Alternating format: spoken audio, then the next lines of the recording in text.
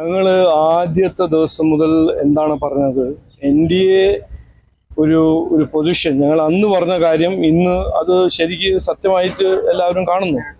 ഞങ്ങൾ അന്ന് പറഞ്ഞത് എന്താണ്, പിണറായി വിജയൻജിന്റെ സർക്കാർ ഒരു ഫയലോ ഒരു ഈച്ചയോ അനങ്ങാൻ അവിടുത്തെ ആ സർക്കാരിൻ്റെ മുകളിലിരിക്കുന്നവരുടെ അനുവാദം ഇല്ലാണ്ട് നടക്കില്ല. അത് അങ്ങനെയാണ് എല്ലാവരും മനസ്സിലാക്കുന്നത്. നമ്മൾ അങ്ങനെ കൃത്യമായി നമുക്ക് അതിൻ്റെ ഒരു നോളജ് ഉണ്ട്. പിന്നെ ഇതൊരു വീഴ്ചയാണെന്ന് ആദ്യം പറയുന്നു. അത് കഴിഞ്ഞിട്ട് ഒരു കോറ്റിനെ അതിനെ ഇതായിട്ട് മുമ്പോട്ട് വയ്ക്കുന്നു. ഞങ്ങൾ അന്ന് പറഞ്ഞു, പിന്നെയും പറഞ്ഞു, ഇന്നും പറയുന്നു, ഇതിൻ്റെ പിന്നിൽ രാഷ്ട്രീയ കളിക്കാരും രാഷ്ട്രീയ നേതാക്കന്മാർ സഹായിച്ചിട്ടുണ്ട് എന്ന് എല്ലാവരും ഏത് സാധാരണക്കാരൻ ചോദിച്ചാൽ ഇന്ന് അതാണ് അവർ പറയുന്നത്. ഇത് പൊളിറ്റിക്കൽ ലീഡർഷിപ്പ്, ഗവൺമെന്റിലിരിക്കുന്ന പൊളിറ്റിക്കൽ ലീഡർഷിപ്പിന്റെ സഹായത്തോട് മാത്രമേ ഇതെല്ലാം നടന്നിട്ടുള്ളൂ. വിശ്വാസികളുടെ എതിരെ ഈ ദ്രോഹവും ഈ 4.5 കിലോ സ്വർണ്ണ കൊള്ളയും ഇതെല്ലാം ചെയ്തത് ഒരു പോറ്റിയൊന്നുമല്ല.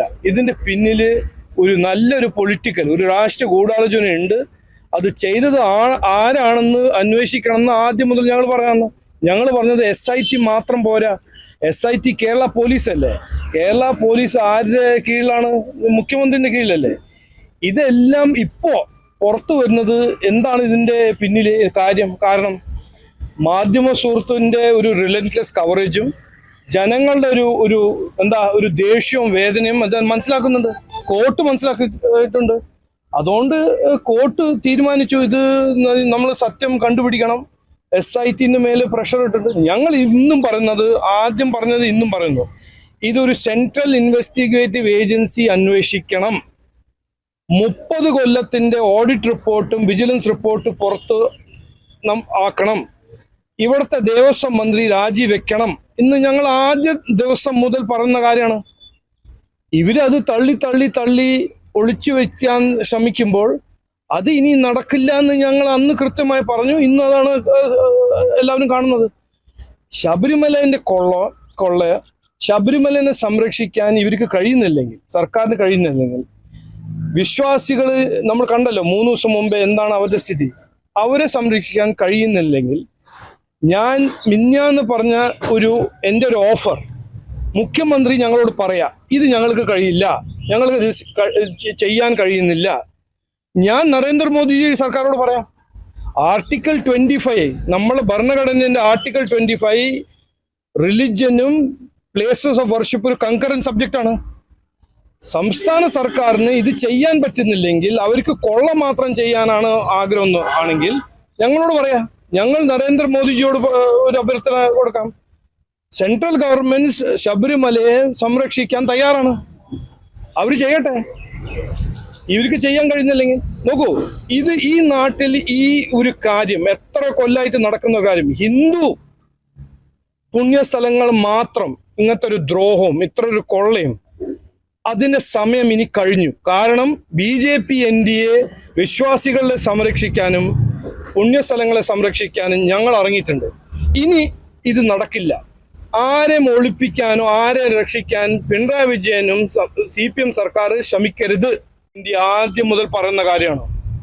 ആദ്യത്തെ ദിവസം എൻ്റെ പ്രസ് കോൺഫറൻസ് നോക്കൂ, ഞാൻ പറഞ്ഞിട്ടുണ്ട്, ഇതൊരു ഗവൺമെന്റ് ഓഫീസറോ ചെറിയൊരു ഓഫീസർ ചെയ്യുന്ന കാര്യമൊന്നുമല്ല. 4.5 കിലോ സ്വർണം ശബരിമല ഒരു പുണ്യസ്ഥലത്ത് നിന്ന് 4.5 കിലോ സ്വർണം കൊള്ള ചെയ്യാൻ ധൈര്യം മാത്രം പോരാ, അതിനൊരു സഹായിക്കാൻ ഒരു ഇക്കോസിസ്റ്റം വേണം. അപ്പൊ ആരാണ് സഹായിച്ചത്? ആരാണ് പ്രോത്സാഹിച്ചത്? ഇത് പത്മകുമാറാണോ? വാസുവാണോ? പോറ്റിയാണോ? അല്ല. അതിന്റെ പിന്നിൽ ആരാണ് നമ്മൾ കണ്ടുപിടിക്കണ്ടേ?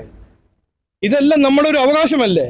നമ്മളെ പുണ്യസ്ഥലത്തിന് ഇങ്ങനെ ദ്രോഹിക്കുമ്പോൾ ആര് ചെയ്തു, അവരുടെ പിന്നിൽ ആരായിരുന്നു നമ്മൾ ചോദിക്കാൻ നമ്മളുടെ അവകാശമല്ലേ? കണ്ടുപിടിക്കാൻ നമ്മളുടെ ഒരു റൈറ്റ് അല്ലേ? അപ്പോൾ ഇത് ഒരു 30 ദിവസമായിട്ട് ഇവിടെ ഒരു നാടകമായിരുന്നു. ആദ്യം പറഞ്ഞൊരു വീഴ്ച. എങ്ങനെയാണ് ഇത് വീഴ്ചയാണോ? അപ്പൊ ഞാൻ ആരെങ്കിലും വീട്ടിൽ കയറി അവരുടെ സ്വർണം എടുത്ത അതൊരു വീഴ്ചയാണോ, ക്രൈമാണോ? അപ്പൊ CPM ചെയ്യുന്ന കൊള്ളയും CPM ചെയ്യുന്ന ഉപദ്രവവും CPM ചെയ്യുന്ന ദ്രോഹം ഒരു വീഴ്ച, മറ്റൊരു ചെയ്യുന്ന എല്ലാം ക്രൈം അല്ല. അങ്ങനെ നടക്കില്ല. ഇവിടെ എല്ലാവർക്കും ഏത് സർക്കാരിൽ ഏത് ഉദ്യോഗസ്ഥനാണോ ഏത് മന്ത്രിയാണെങ്കിൽ ലോ ഒരേ സമ്മാനം ലോ അപ്ലൈ ചെയ്യും. നമ്മുടെ മുഖ്യമന്ത്രിയാണ് 2015 പറഞ്ഞത്, സർക്കാരിൽ ഇരിക്കുമ്പോൾ ഉത്തരവാദിത്വവും പ്രതിബദ്ധതയും ഉണ്ടാവണം.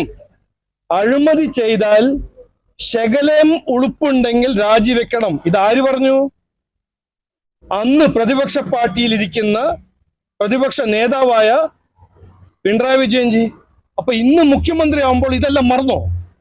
ഞങ്ങൾ അത് സമ്മതിക്കില്ല. അത് ഓർമ്മ ചെയ്യണം, ഓർമ്മിപ്പിക്കണം, രാജിവെക്കണം, വാസവൻ രാജിവെക്കണം എന്ന് ഞങ്ങൾ ആദ്യം മുതൽ പറയുന്നതാണ്. ഒരു സെൻട്രൽ ഏജൻസി അന്വേഷിക്കണം.